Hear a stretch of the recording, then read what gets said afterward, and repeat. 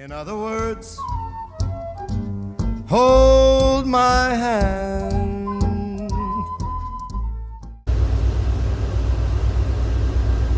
881.0 to the 880.430 PHO. That's correct. Here we go. Two shoots to a clear, track 4 on time. Over. We're shooting to clear, track 4 on time, 158.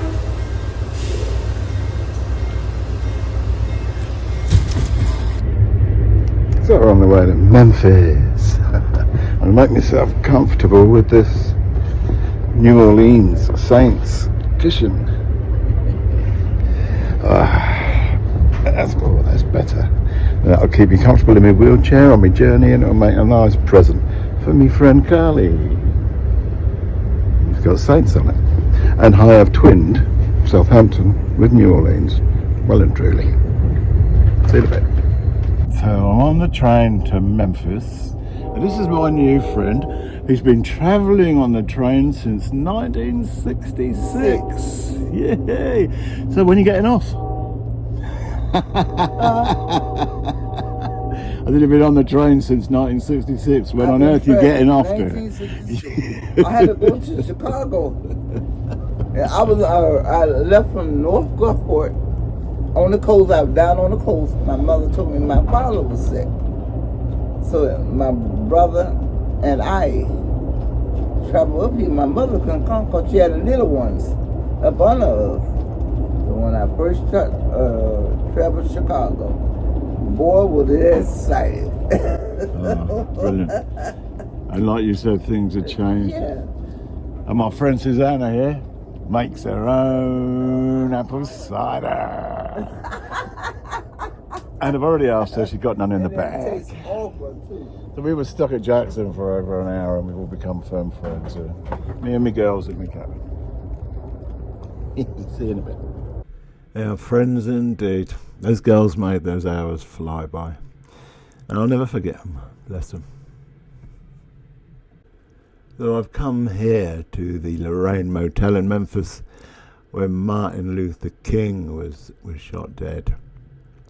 It's now a civil rights museum, and I'm going to go inside and have a look around.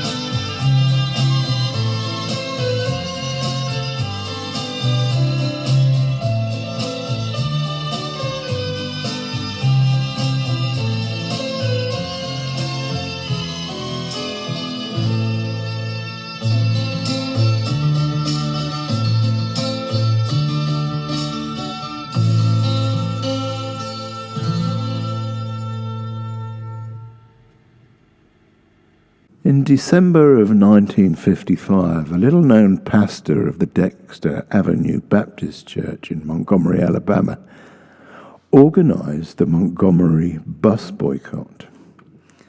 It was a masterstroke as it cost the bus company thousands of dollars as all the blacks walked or shared cars or got on their bicycles. Part of that boycott was also refusing to give up your seats for whites, and one such girl was Rosa Parks.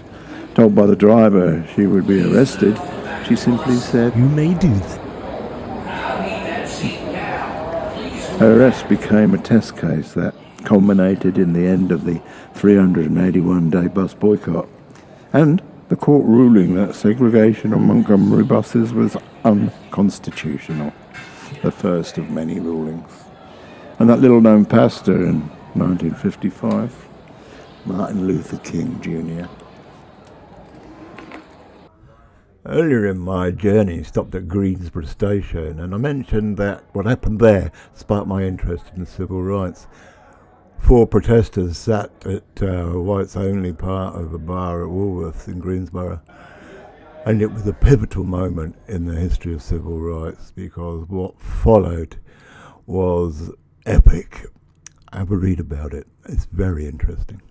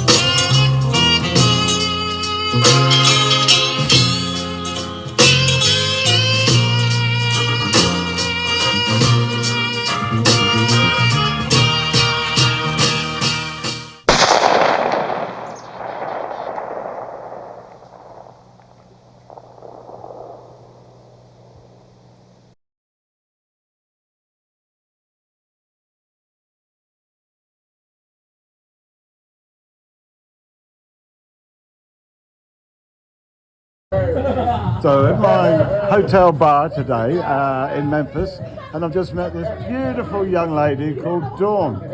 Now Dawn was born and bred and raised in Memphis. Dawn, what happened all those years ago? You remember? Well, I was only about 10 years old when Martin Luther King was killed, but my friend and my parents took us to do a march with the church when Martin Luther King died. We all marched in the street, and I was only 10 years old, but I still remember it today. And here I sit at 66, and it still touches my heart. And if anybody's never been to the Civil Rights Museum here, you must go because it is iconic. Yeah, and I can echo that. And there's a fellow 66-year-old from England. Thank you very much, Dawn. You're welcome. Yeah, as Dawn says, if you were to only visit one museum in the world, make it this one. It's amazing, very emotive. Tears of sadness at how people can treat each other, to tears of joy at how people can get over and triumph that treatment. Yeah, I'm so glad I came. Amazing. I too have a dream. And just up the road, other dreams are made. Well,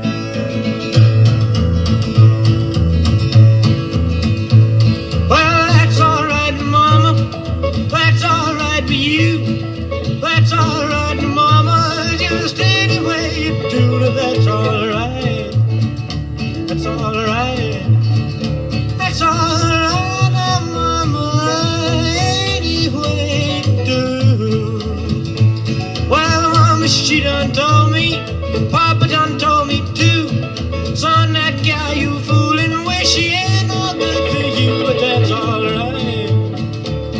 alright. That's alright, oh mama, any way you do.